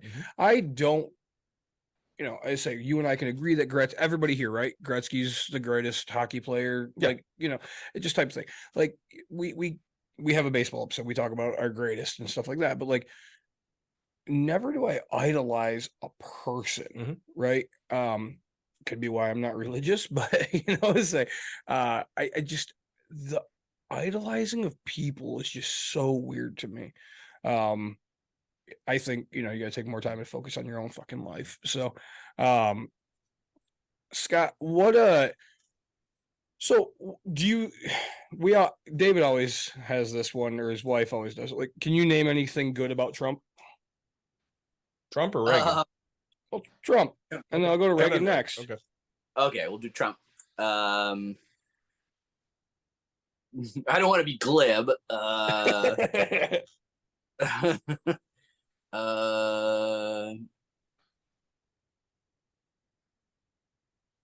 right. Do you have a good thing about Reagan? Say. I'm not really a huge fan of either, but I don't think I would have a lot of nice things to say about any presidents except Lincoln, maybe. Let's see. A good thing about Reagan. He could have cut taxes on the rich even more. I mean, he definitely could have. That's an easy way to go about that one. No, and but I think that we're in America, we're so far away that we forget that there is some things, right? Like, I personally enjoyed Obama, which was, it's surprising that I tell people this, right? Because I think what he did, and so I'm transitioning real quick because I watched something and Obama put Obamacare in, and I think it's, great that we're going to start getting towards cheaper insurance. Granted, insurance is just raising more and more money, but there's 28 million Americans still without insurance. Because they can't afford it. I had no idea. Still, that's insane to me. So during the pandemic, of course, a lot of people were able to go on a lower, whether it was Medicaid or state sponsored, like in Michigan, it's Healthy Michigan, which is a very low cost Medicaid type coverage. Sure. And those mandates are ending. So if your insurance renews between now and when open enrollment comes for those plans, which is the beginning of the year. Yep. If you make, over a certain amount of money, you're just off. You got to find your own. Real. So like my daughter who makes, 30,000 a year, she hasn't had to pay anything for the last 3 years. Now she's going to have to go find insurance, and it's going to be a couple $100, and she's going to have copays, which she has not had the last 3 years. Chris, our employee here that does the Bucks and Brews theme song, Yep. has said adamantly he will not get insurance because he doesn't have the money for it. And I know what he makes. Yeah, and I seen that. This bothers me, but It does me too, but it is just so exponentially expensive when people are sitting there looking, going, all right, do I have enough money to pay my rent or mortgage? Yep. Do I have enough money to put gas in the car? Do I have enough money for the car? And do I have enough money to buy groceries? Healthcare is like 5 or 6 on the list. And they're like, all right, well, I don't have enough money for all that. yep, and people need to take care of themselves more. I did think of something serious that I did like about Trump. You put me on the spot. I wasn't expecting that question, but I would say that he didn't start any new wars, which I really appreciate, because I think. Does that surprise you though? Well, I mean, that was one of the things when he was campaigning. He was very critical of American foreign policy, and that was one thing that he was actually consistent about. I was actually really excited when he first got elected and he was giving the CIA a hard time. That made me really excited, but they patched things up and he did whatever they wanted after that. But so I would say that is one big thing that I liked about Trump. Sure. And truthfully, I think he started an internal civil war. No, definitely. But I say I am very surprised that a war didn't happen. Well, I know he's very concerned right now about us getting into World War II. Did he? Please tell me he said this. He fucking said it. Somebody has to send me. If he does not get elected, Biden is going to get us into World War II. Somebody send me this clip. Oh my gosh! Again, he says stupid shit. Again, probably the most uneducated person on this thing, right? Yeah. And World War II happened yes 70 years ago. Yeah. But no, that's great. And so no, it really did because Is Mike over there? What's that? I'm sorry. I think Mike's falling asleep. Oh, I think so. I'm looking at something on my phone. Yeah. But it did surprise me that there wasn't one, right? To either help give an excuse for the economy or to raise it, right? And now I think the feds are doing a good enough job at tanking things right now, but that's my opinion. So I will say the Federal Reserve is fucking useless. Yeah. Let's see. They know nothing on how to control inflation other than raising interest rates. It's all they fucking know. Yeah. But And it's again, almost a lot of the before. inflation you can just trace back to corporate greed. Oh, yeah. Because they're making money hand over fist. They're just Do with screwing us all in the process. Yeah. All right. So now, when Reagan is throwing in all of these things, can you guys give me a reason of why half of his stuff didn't get voted back? What do you mean? Like why they didn't change it? So a lot of that has to do with the structure of the government. So like he had deregulated. What the hell did he deregulate? I think it was the savings and loan that he deregulated. Yep. That Democrats tried to change that around the time Bush took office, and Republicans absolutely wouldn't listen to it. Sure. And again, politics was way different in the 80s and 90s than what it is today. Like back then, they all seemed to, even though they were on opposing sides, still try to work with each other to do things. And now it's just turned into a fucking football game. Oh, these politicians are getting paid way too much to get nothing done. Well, in all honesty, again, you and I are big. There should be term limits on fucking everything. Pelosi's running again. Why? No. She's not doing it to protect a Democratic seat in the House, because they could literally put up a dead body and it's going to win the Democratic now, Yeah. seat. Say. But she just wants to go. She's 80 some odd years old. Feinstein Mhm. is basically a walking corpse. Yeah. Again, Scott brought up the fact that Garner said, you just had to tell Reagan what to say because he didn't know what the fuck to say. That's literally where Dianne Feinstein is. She doesn't know what the fuck's going on, so they're just telling her how to vote. Oh, McConnell, same way. Yeah. Right. I mean, yeah, I that was one of my biggest letdowns of Donald Trump, right? One of the biggest things he stood up and said was, "Hey, this is what we're gonna go do," and never did it, right? So Yeah, but again, he wants, if he gets in there, he's basically going to appoint himself leader for life. Oh, 100%, right? But we have term limits on so much except for that type, and we have them at state levels, yeah, but we don't have them at the federal level. No. So you can be a senator for 50 years, if not more. And again, but I do You get Supreme Court judges at the state level aren't appointed for life. no, but they are in the federal. Yeah, it's like in federal, and sure, 9 is fine, right? Am I happy with the 9 we have? No, you and I both know I absolutely can't stand Brett Kavanaugh. Yeah. I just royal. The last 3 that were appointed were dog shit. Well, and it was unlucky and unfortunate on the timing that it happened, but I see it getting much worse. Oh, 100%. But again, even when we look at the just mathematically, they'll sit there and say like, "Oh, the Democrats just want to up the Supreme Court," but you literally have to up the Supreme Court by 4 people and have them all come in as Democrats for the Democrats to take a majority. Even putting in 2 and giving them both to the Democrats doesn't give the Democrats a majority. You're literally talking about a near 50% increase in the size of the Supreme Court for Democrats to take a majority, like, lead in there. So, Scott, what's your take on? I mean, I guess if Reaganomics is so bad and all that, why hasn't it been completely overturned?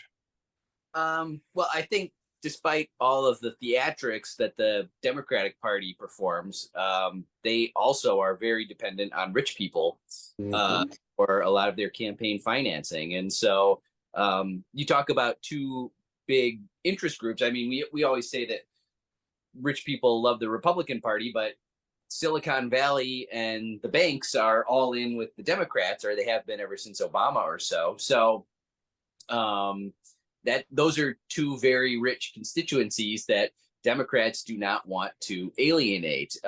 People have been talking, there's this carried interest loophole that allows hedge fund managers to pay they pay like a 15% tax rate or something ridiculous, something ridiculously low, that even people who make $20,000 have to pay a higher tax rate than these hedge fund managers who make $1 billion a year managing these hedge funds. And they've been talking this carried interest loophole, closing it since before Obama. I remember Obama talked about it. He didn't close it. Trump didn't close it. Biden hasn't closed it. They all talk about closing it, but they're not going to because they're all dependent on those people. There's an incredibly small group of people, very rich people, that are responsible for a huge proportion of all the campaign spending that both sides depend on to keep them in power. So, what bothers me on the rich a little, Clinton did as well, and then George W. Bush went and cut him again. So, it fluctuates a little, but overall, you're not going to get back to those high tax rates that you had pre-Reagan. You're not going to re-regulate after 40 years of deregulation or re-privatize if you just are depending on either the Democrats or the Republicans to do it. Sure. I was looking up, we have a rich couple here, I guess, right? Land & Co. owns, I don't know, like 14,000 units here in Michigan. And then I was looking it up, and Terry Lynn Land was Secretary of State, and then she became something else. Yeah. But her husband got got penalized because he donated too much money to her campaign, right? Which is, but it's funny to me that so it's kind of like the is it the NFL cap where then you get, or no, it's baseball, yeah. right? Baseball. So you go over the maximum cap for this luxury tax, and then it's just a luxury tax. So basically, hey, you know what? I'm going to pay you $5 million, which is $3 million over what the heck you're allotted. But that $5 million is then going to cost me 550, and I'm just going to write off the extra 50 million, sorry. Yeah. Right. And so you just write it all the extra. It's not like it actually like takes the person out. They don't get any real repercussions except for more money. So when you're hitting a rich person, you don't think they've calculated how much that tax is going to cost, just like in baseball. Well, shit, I'm already here. Luxury tax. I'm already there. Let's just blow it. The story you told about Cuban. Yeah. Saying the F word on TV. Oh. Well, we're going to find you this. He's like, all right, fuck it. Let's do some more. 35,000, right? So have you seen that, Scott? No. It's one of my favorites. So Mark Cuban, I think it's just great.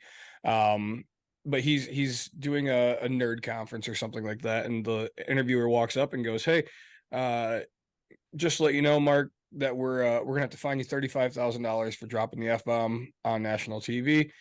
And he goes, oh, okay. Is that it? And she goes, why? Do you want to do it again? He goes, ah, fuck it. So he just drops like 70K. He doesn't care. Yeah. It's just money. Like, just when you're worth billions of dollars, what is $70,000? Yeah. Right. I talk about this with police all the time, right? A speeding ticket. No, I'm not trying to brag about it, but the $100 fine, it didn't teach me a damn lesson, right? I'll write you the $100, get off my back, like call it a day. To a poor person, right? I mean, that $100, yeah, they're not going to. So that if the common person is going to be affected by it, yeah, it's good enough. Again, if you ever want to see what arrogance looks like, go watch Super Speeders. I'll give them a huge shout out. I freaking think it's hilarious. They're coming through Michigan, and the guy, they're racing across the country or type thing, and so the one guy gets they start out a challenge. First one to get a ticket wins, right? And they have a pot for this, and so he gets pulled over doing like 88 miles an hour, and he's like, oh, hashi do hashi, that's Japanese for 88. And but then he just hands out, he's like, oh yeah, $100 for bail money, see ya. And then he goes, hey, can you write faster? That guy that just passed me, I have to go beat him. And he's like, what? So cop takes forever, and then he just fucking takes off again because they don't care, right? Like, plain and simple, this money does not affect these guys, right? The little bits of fines, your $500 or whatever. Now, I mean, we're talking big money. Then, if fines were written as, hey, what's your net worth? And we'll fine you 10%, I guarantee you wouldn't have speeding, would you? Well, and not to switch off of that, but yeah, to switch off of that for a second, you brought up term limits. Scott talked about you're never going to get anything because it's Democrats and Republicans. The only way to make this better, the only way to fix this is to burn everything to the fucking ground and start over. The moon. Well, I'm saying, and that'll never happen. It'll never happen. Right. But that's the only way. People of this country are fed up. I think on a fundamental level, a lot of people are really sick of how unrepresented the majority is in this country, about how trod upon the working class is. How we're all just getting, the shitty end of the stick all the time, and billionaires get everything. And, there are a lot more of us than there are of them. And as bad as our system is, there are still democratic elements. It's still possible to actually, get in there and change things if we unify. But that's part of the problem is so much of this discussion has been Democrats, Republicans, Democrats, Republicans. It's just a nice way built into our system to cut the working class right in half. And, it's your side, my side. And then they just do even more from there, and then you get into minorities and immigrants, and, there's just more subdividing and cutting and chopping of people who are just like all of us, just trying to make a living and just barely scraping by. And meanwhile, there's this very, very tiny subset of people that are just living in fabulous opulence. It's just, it's like ancient Rome or ancient Egypt. I mean, you don't have to look very hard in history to see a lot of analogs to what's going on now. And it's just, You can't sustain that forever. And you talk about burning it down. I am all about rewriting the Constitution and make it so that all those built-in advantages that the rich have that were cooked in there from the very beginning by our founders, take that stuff out. Totally agree. You know, you had kind of mentioned, hey, you know, there's Democrats, Republicans, and then there's fights in between that. I live in the most conservative area, right? In Michigan, I believe, right? Like, I mean, it's just one of them, right? And we have some Democrats that fight, but like, here's the problem: is all the Republicans are literally going to vote this person, right? Trump, right? Like, and so then they just care if there's an R next to it. Our problem is on the Democratic side, we had chances to take so much. The problem is the Democrats couldn't pick. So we had more Democratic votes. I will tell you this, right? We had more Democratic votes. So let's just say this person got 10,000 and each of the three that were running against for the Republican got 10,000. Each of the Democrats, they all got around 4,000 apiece, right? So 12,000 Democratic voters showed up, but these people can't get behind one to make that one be the victor, right? The big problem with the Democratic Party is their messaging and their execution. Okay, I guess that's two problems, but their messaging is god fucking awful, and their execution is 10 times worse. You know, you have people that, we're going to take minorities, for example. You've ignored the minorities for so long and taken their votes for granted that now you actually have minorities that are voting for Republicans, which is, in a lot of times, against their best interests, you know, and they're just so fed up, they're not voting for you anymore because you just don't fucking do anything for them. Right. You say you're going to, but then you don't. I mean, how the fuck long have they been supposedly going to get a Voting Rights Act? Yeah, we can't do that. Who's that going to help? That's going to help minorities. You know, it doesn't help a white person. Right. White people have no problem voting. I'm only half white. I have no problem voting. Nope. Nobody's questioned me for one fucking thing. Nope. But you're not serving these people's needs, so they're going to end up going somewhere else. And again, does any sane person want Biden to run again? Probably not, because he's 90 years old. But it's what it is. So you got two options here. You can vote for the 90-year-old who's not a fucking asshole, or you can vote for the 80-year-old who is a fucking asshole. You don't have much option here. Yep. I think they were almost the same age. Yeah, I think they're within a couple of years of each other. Yeah. But still, I mean, both options are god fucking awful. Well, and same thing for the last. I mean, even when Trump went against Hillary, was Hillary a great option? No. But and I think right now, I mean, what you consider the worst of two evils. The only difference there is we, as people who voted for Biden, don't worship the ground Biden walks on, like the 20-ish% of the population who literally believes Trump is the second coming of the Messiah. Yeah. Whatever Messiah you believe in. Say, no, and it surprises me. It surprises me so much how people. It doesn't me. But again, I wasn't around for this Reagan. People were idolizing this guy like crazy. Is that what you're telling me? Well, not even to that extent. Like, they just thought he was a good change of pace from some of the other politicians before him. Correct me if I'm wrong, Scott. Re-engineering of the narrative since 1988, since he left office. There's been a lot of glorification of Reagan that if you ask people in 1988 if they felt that way, they'd be like, no. Yeah, I think it's a lot of rose-colored glasses. They look at Reagan now as this great president, but in the 10 years post-Reagan, they didn't look at him that way. He was not nearly as popular as he's become now. Like, they think, again, he's the poster boy for conservative values. He wasn't. A lot of times, to me, he was very similar to Bush, not his dad, not Herbert Walker, but George W. Yep. In the fact that, Bush was the president, but Cheney was pulling all the strings. Sure. Reagan was the president, but other people were pulling all those strings. So, now, I like your guys' answer about, hey, why it's not going back, right? What are some of the things that you guys would like to see changed going forward? We did talk about, you and I agree upon term limits. But Scott, I guess I want to ask, like, what is some things that you'd like to see changed going on that America could step in on? Well, we talked unions earlier. I think, it's really nice that Biden went to the UAW picket and that he changed that rule at the NLRB that makes it so that companies have to bargain with these new unions and stuff. So those things are great, but we need so much more. There's a great book I read called "Which Side Are You On?"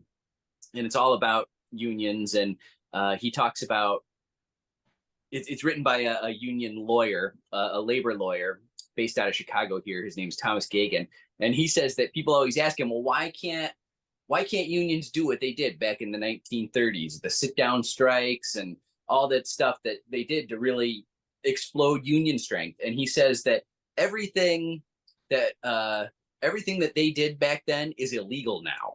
So there are laws that could be passed to make it easier to form a union, for a union to be recognized.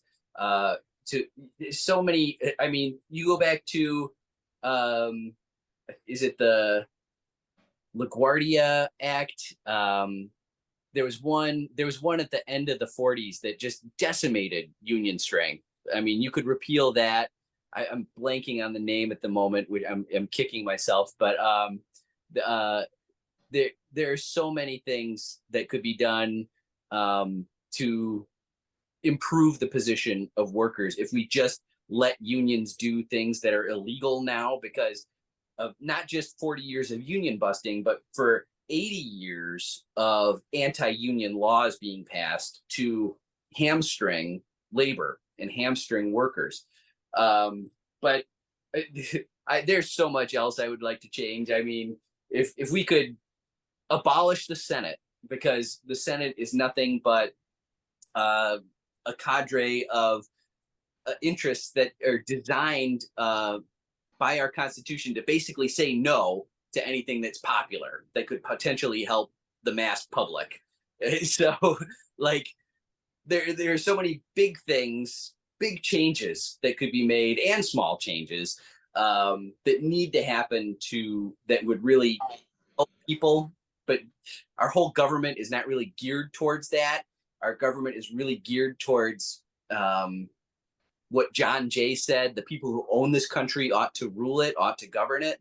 A lot of people, that's like a core principle of our entire government, and we need to not just recognize that as a fact of life, because there's a lot of reshaping of the narrative, a lot of glorification of the framers of the Constitution and our past presidents like Reagan, where we build them up as these heroic proportions, and don't recognize all the things they've done to tilt the scales and in favor of the wealthy class at our expense. And so if there's one thing that we can do moving forward, it's educate one another, it's organize with one another, and hopefully start to change things together to find common ground as working people, and realize that our government does not necessarily have our best interests at heart.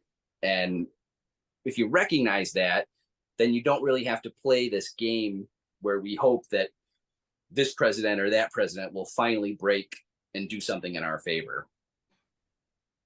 Yeah, and I think that's a great point. So, when we look at like the Trump supporters that we watch videos on, and you realize that they're not really intelligent and they basically just believe a bunch of bullshit. Yeah. That makes up, let's say, 20% of his base. Okay. And I don't think that it's quite as big on the other side, but maybe I'm naive. I could be ignorant to that. I don't know. I think a majority of the people are more like me and you. You tend to lean right. I definitely lean left. We can have an educated conversation about things and come to an understanding of where we both are, because we're willing to listen to the other person's point of view. You don't get a whole lot of that in American politics today, and I can't speak for other countries because I'm not there, but because everything here is based on emotion and angering people. You know, Fox News is a great example. They pump it into every army base, every Navy vessel, and all it does is, you know, create more right-wing talking points that may or may not be relevant. You know, you look at a lot of these things. We brought up the fact before of critical race theory. How many people out there believe this is actually taught in school? It's a college level law class. It's not fucking taught in school. Having empathy for, you know, an African-American person because their life's been harder than an average white person isn't critical race theory. It's just being a decent fucking human being. You know, you can sit there and say, you know what, there are a lot of people of minorities that had a better life than I did growing up because your life wasn't great growing up. Sure. You lived in a very poor area. You didn't have advantages that, you know, I had for fucking sure. And, you know, those are things that not everybody can relate to. Right. Whereas you and I know where we're coming from. We can have those conversations, and we need more people willing to be open-minded. So, you know, one of the other questions, you know, that kind of hit me was, you know, we talk about voting. I don't even know the percentage number, so I don't want to sound like an idiot, but you know, it's a low turnout, right? We constantly more people don't vote than do vote. Right.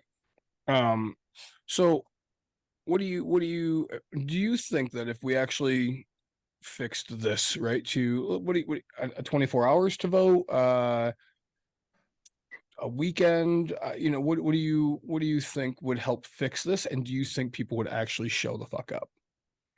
We'll go to Scott first. I think those are all great options. I think we need to get as many people to vote as possibly can, but we also need candidates that are actually worth voting for. Yeah, worth anything. And this current system we have where you know, you have all these corporate sponsored candidates who you know, whose lives depend on their ability to raise money from extremely rich people.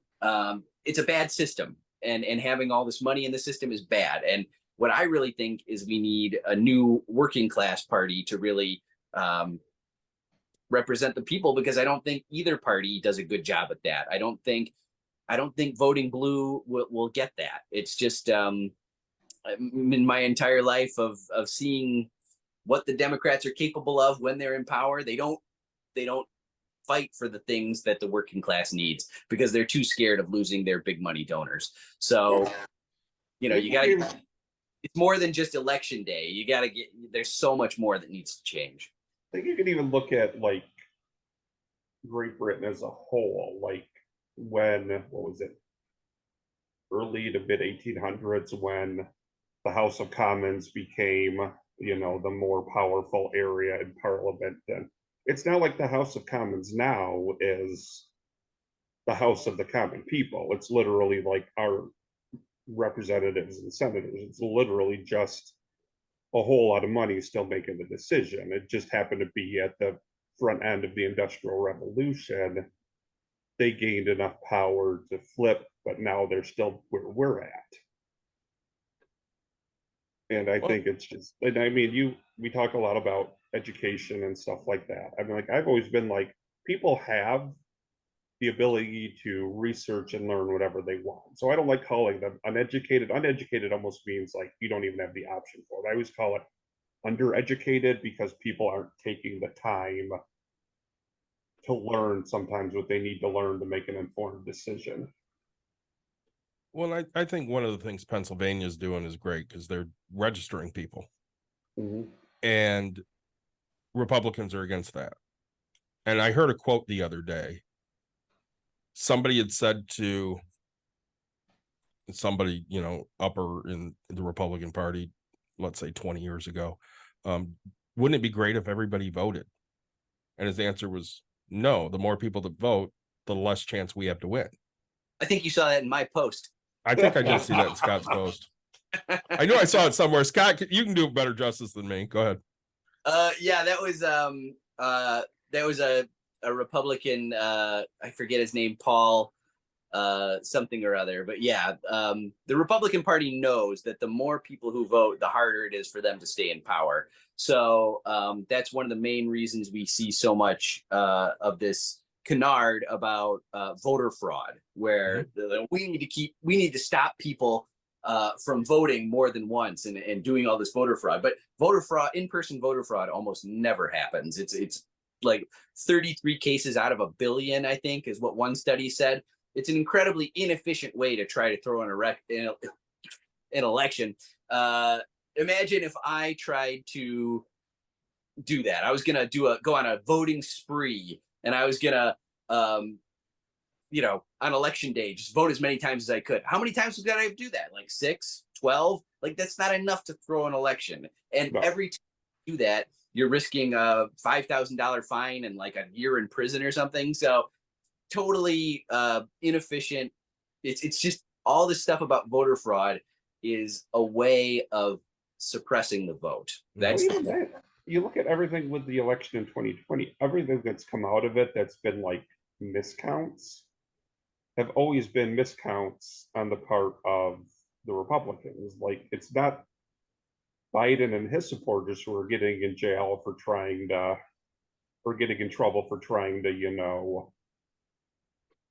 rig the election, more votes their way. It's literally Trump and his supporters who are like being like, oh yeah, there's these extra 1,000 votes, but guess what? These extra 1,000 votes were just for the Democrats would have just won that seat by 1,000 more votes. So of eligible voters in the 18 and 22, or sorry, 66% of eligible voters actually showed up. So, but we don't know how many uneligible ones are still out there, right? So, but I mean, that's a pretty decent turnout to me. Well, what I read a minute ago was in the 2020 presidential election, 80 million people didn't vote. 80 million did not vote. Okay, so yeah, because I have 158 million. Well, you're the two midterms. You're not looking at because you did 22 and 18. I did. Yes, I voter turnout for elections, but yeah, I'm actually quite surprised. But I say we take off. To me, voting is an amazing right. That comes back to my Republican side, which is kind of like, I love my vote to right, or my right to vote. Jeez. Yeah, but that's not really your Republican side. I say my constitutional right aspect of things. So, I have never missed a vote since the day I was 18. Right. I am very much, hey, this is, I know it's funny because we talk about it on air sometimes. My wife and I cancel each other out. Yep. But the fact is we're both, doing it type of thing, and, but, to me, I don't understand why we could take Christmas, everybody's, except for a gas station, is shut down. Why can we shut America down for so many things, except for one of the most popular thing, one of the most important things that are out there, and we can't guarantee that companies have to let these people vote. They have to. Like, why is this the majority of politicians do not want you to vote? Right, I get it, because they want to stay in power. But this needs to. If everybody voted, that would probably be enough to bring a third party into power. Oh, why were they so worried about the mail-in vote in 2020? Oh man, because they knew it was going to happen. They knew it was going to happen, and they knew it was going to happen for a Democrat. Yeah. He told people you had to show up in person. So the Republicans were going to show up in person. And then, we saw the early returns. Trump was up, and he was up a good amount. And then overnight, when the mail-in vote started coming in, everybody's like, oh, well, this is why they're cheating. Look at all these votes they found. No, the votes were there. But people like me, I wasn't. You were out of the country. No, I wasn't. Oh no. No, I was still here. But I vote in Plainwell in Cooper Township, even though I don't live there. That's my permanent address. Yeah. So I have to drive 40 minutes to vote. I'm not doing that. I'm just going to do an absentee. And we have that right in Michigan to do an absentee for any fucking reason. Yep. My daughter does an absentee because she wants to understand her choices and she doesn't feel like she can walk into the ballot box and understand what she's looking at on the spot. Yeah. So she does an absentee. When you give people access to that, the amount of people that will vote for a Republican just exponentially goes down. Yeah. I just think it's something that needs to change, right? I mean, oh, it absolutely does. But there's no what, money in it. What do you guys think about this electoral vote? I think the electoral college sucks. I think it's there to keep certain people in power. Yeah. Yeah. So, Scott, what do Electoral college was more meaningful, I think, at the point in time when the government started. So one gigantic because like I mentioned, New York was probably still one of the most populous states when the country first, ratified the Constitution. And that kept them from basically controlling the entire country.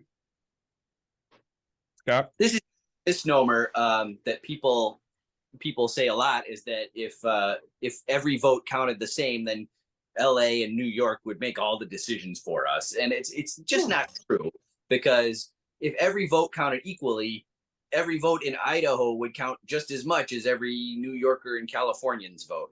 Instead of now, Wyoming in a presidential contest, their votes are worth 3.5 times what a person living in California is worth. Yeah. So it's really fair. It's baked right in there into the Constitution with the Electoral College, where some of these rural states are worth way more than they should be. I mean, a person, just because you live in Wyoming, your vote shouldn't be 3.5 times more powerful than mine or anybody else's. It's just unfair. Every vote should be the same. And if every vote's the same, then just because you have 40 million people living in California doesn't mean that California gets to choose anything. It means that, that's 40 million out of 350 million. Mm-hmm. And don't forget that there are plenty of there's more Republicans living in California than any other state. So, you never know what's going to happen. Well, the conservatives love to show the map of, what states are red versus what states are blue, because more states are red than blue. Yep. So they try to pretend that means there's more Republicans in this country than Democrats. And again, I'm not a Democrat, but I kind of have to vote that way. So the new map I see coming out all the time basically shows it by population.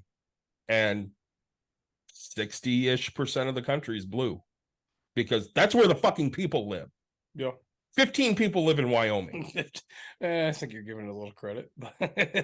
So I don't really give a shit what Wyoming thinks. They're not any more important than 15 people somewhere else. Yep. But they kind of get that advantage because, they get, I don't know, 5 or 10 electoral votes or whatever the hell it ends up being. It's not 10. Well, I say, and I could sit and talk electoral change all night long, but my wife just got home and I am free for supper. All right, my friend. Real quick, something we're trying. What's your greatest advice, whether it's in political, whether it's anything, your greatest advice you can give people in this world? Greatest advice I could give people in this world is look within yourself and find the truest essence of who you are, and learn how to trust that part of you and believe in that part of you. That, I have a certain essence that is Scott, and it doesn't matter what anybody else says.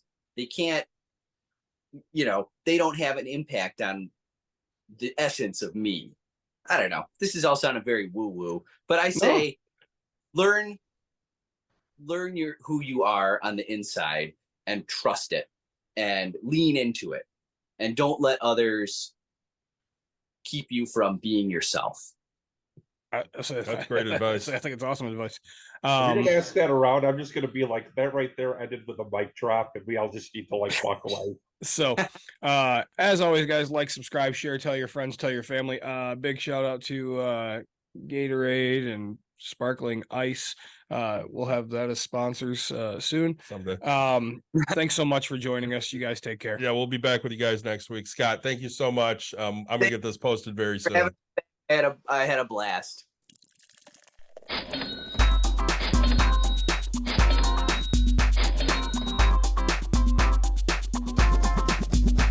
You've dialed in To Bucks and Brews, you might hear something you can use. like tips on your cash or tips on the suds. You're gonna want to The use smarts of these because stuff. they know the And brews. they know the Bucks, and they know they can't help the stubborn fucks. So listen up, cause shit's not funny. Save yourself some Beer money, bucks, and brews. Bucks and Bucks brews. and brews. brews. Bucks and brews.